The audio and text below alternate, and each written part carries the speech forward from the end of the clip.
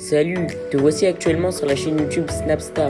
Sur cette chaîne, tu retrouveras tous les plus gros clashs de Snapchat et tous les plus gros buzz du moment. Surtout, n'hésite pas à t'abonner tout en activant la cloche des notifications pour ne rien rater du contenu exclusif de cette chaîne. Et oui, sur cette chaîne, tu retrouveras du contenu qui n'est disponible nulle part ailleurs. Sur ce, je te laisse avec la vidéo. Bon visionnage. Comme vous avez pu le constater en regardant la miniature et le titre de cette vidéo, aujourd'hui nous allons principalement parler de Sarah Fraizou et de Medji. Vous devez certainement tous la connaître. Sarah Fraizou, c'est une influenceuse très populaire qui a participé à de nombreux programmes de télé-réalité, et Medji, c'est son nouveau mari. Comme vous le savez, Medji et Sarah Fraizou ont eu de très gros problèmes de couple à cause d'Ahmed. Dans cette vidéo, Sarah est enfin sortie du bloc opératoire parce qu'elle a fait une nouvelle opération de chirurgie esthétique.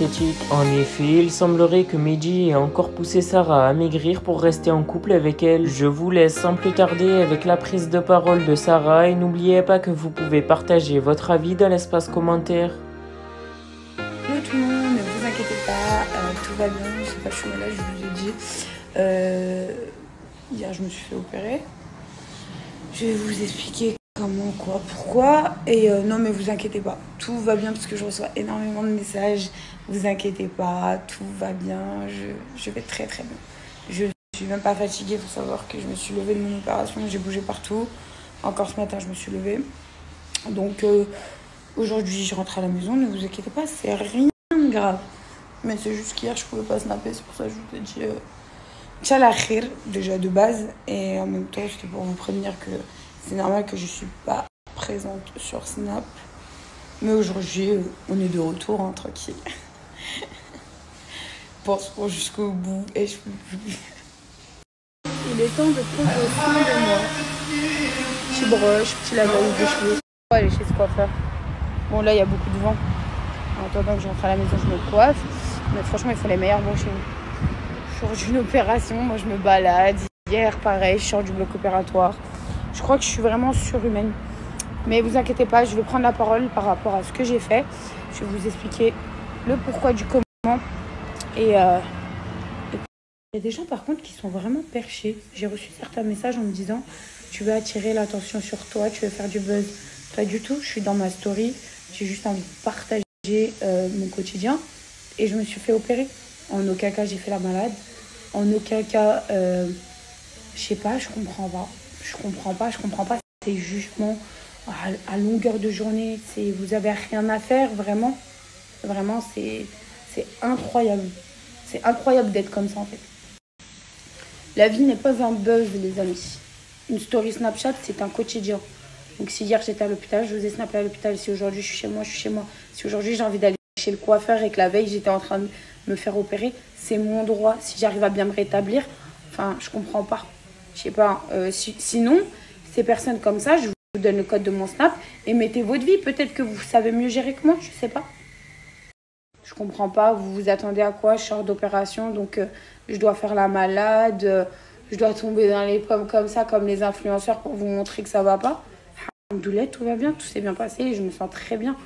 Donc en fait, il faut arrêter. Et je prendrai la parole par rapport à l'intervention que j'ai faite et vous allez comprendre du pourquoi, du comment.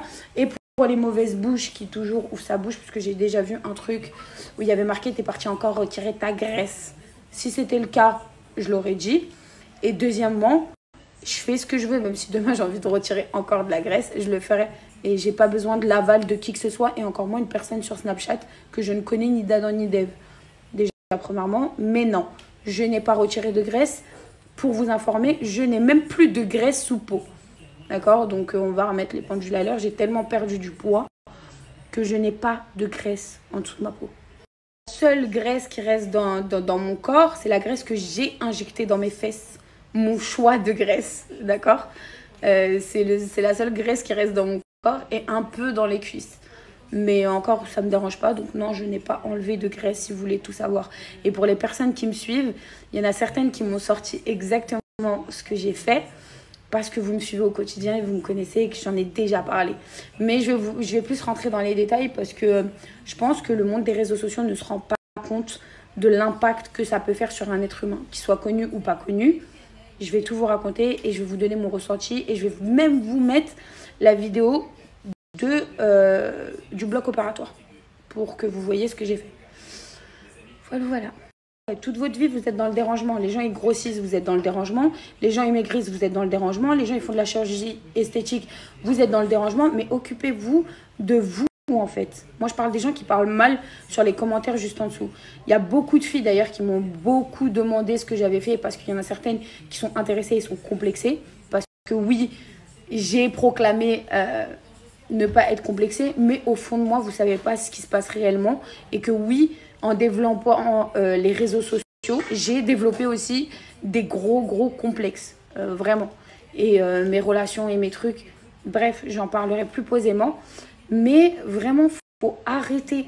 En fait, vous, les personnes, là, les haters qui sont chez eux et qui galèrent, je sais pas, trouvez un métier, trouvez quelque chose à faire. Je sais pas, arrêtez de faire chier les gens. Si vous les aimez pas, ne regardez pas leur story, tout simplement. Vous le répétez combien de fois? Combien de fois on va vous le répéter? En fait, vous êtes nés pour haïr les gens. Mais parce qu'en fait, je vous jure, vous me faites de la peine. Vous vous haïssez vous-même. Enfin, à un moment donné, faut arrêter. Faut vivre. Faut être heureux pour les gens. Faut soutenir les gens. Faut arrêter de proclamer la haine 24 heures sur 24. À croire que ça va vous sortir de votre merde. Je suis désolée, hein.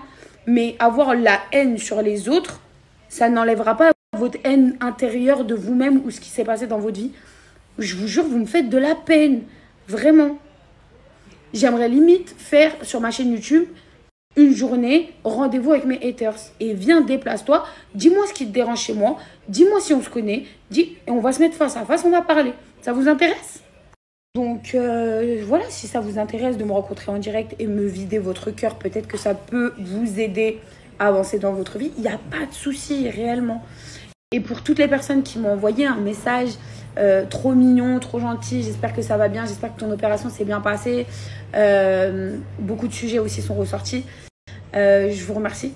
Merci beaucoup, merci d'être là, merci de me soutenir et merci de me comprendre surtout. C'est ça qui est important. Et merci de me laisser faire ma vie comme je le veux. Et puis voilà, de m'apprécier pour la personne que je suis. Donc je vous fais tous de gros bisous et comme je vous ai dit, restez branchés. Je pense qu'en fin de journée, je vais vous expliquer un peu le tout et je vous mettrai la vidéo. Et pour celles qui sont intéressées, je vous donnerai moi l'adresse où je vais. Et ce n'est pas de la publicité, c'est vraiment quelque chose de personnel qui m'a énormément complexée. À la base, j'étais pas venue du tout en Tunisie pour faire ça. Sauf que j'étais venue pour autre chose d'ailleurs qu'on m'accuse d'avoir fait. Mais sauf que je suis beaucoup trop mince parce que j'ai beaucoup entendu parler de sleeve. C'est vrai que j'étais venue en Tunisie pour faire une sleeve parce que j'en ai marre d'avoir l'effet yo-yo. Je voulais perdre du poids et réguler tout simplement mon appétit. Parce que je le fais aujourd'hui avec tout ce qui était minceur, tout ce qui est brûleur de graisse et tout. Mais c'est vrai que je voulais faire une sleeve pour vraiment ne plus regrossir du tout. Sauf que mon IMC est beaucoup trop bas. J'ai beaucoup maigri et que ce n'est plus autorisé pour moi. Donc, j'ai fait autre chose qui m'a énormément complexée parce que voilà quoi. Bref, je vous en parlerai. Mais voilà. Juste parce que j'ai dit je suis beaucoup trop mince, il y en a beaucoup qui diront mais tu te crois t'es maigre, mais t'es pas maigre, mais t'es toujours grosse, mais nanani. C'est de ça que je vais vous parler. Et c'est de ça que je vais vous parler que ça complexe énormément les gens. Donc on parle beaucoup d'harcèlement et il y a le harcèlement physique. Le harcèlement physique, ça a des répercussions sur l'être humain et sur n'importe quel être humain. Donc moi depuis mon arrivée à la télé, ça a été t'es grosse, t'es dégueulasse, t'es ceci, pourquoi tu maigrais pas, pourquoi ceci, pourquoi cela. Et bref, plein d'autres choses. Et ça, je rentrerai dans les détails tout à l'heure. Mais voilà, en tout cas, si vous êtes complexé de quelque chose, arrêtez d'écouter les gens autour de vous. Si vous avez besoin de faire quelque chose, faites-le. Moi, je suis comme ça personnellement. J'ai besoin de faire quelque chose, je le fais. Et je demande l'accord à personne. Parce qu'il n'y a que moi qui me regarde dans le miroir. Et il n'y a que moi. Je vais vous expliquer un truc. Je devais partir en Tunisie, rejoindre mon chéri. Et je me suis pas réveillée. J'ai raté mon vol. J'ai le démon. Si vous voyez la tête à Jaja en face de moi qui est mort de rire, j'ai le démon. En plus, il n'y a pas de vol pour demain. C'est qu'un vol. Tais-toi. Je suis énervée de ouf. Ça, c'est la grande phrase quand tu rates ton vol. Inch'Allah khir. Fais el khir. Elle a rien du tout, j'ai le démon là. J'ai le démon, putain. je peux plus. Il y en a deux là, ils sont heureux, ils sont contents. Surtout Jaja. Vous savez quoi, Jaja, hier soir, elle a dit Inch'Allah, tu rates ton vol. Bah, je travaille pas. Sur la vie de ma mère, elle a dit juste tu pars après mon jour de repos. Et ben, wallah, que je vais partir après le jour de repos. C'est très grave. C'est très grave. C'est très grave. J'ai le démon. Toi, t'as dû acheter un ramasse-poussière. Merci à toi d'avoir visionné cette vidéo et surtout n'hésite pas à liker la vidéo et à nous donner ton avis dans l'espace commentaire. Sur ce, on se retrouve dans une prochaine vidéo. Peace.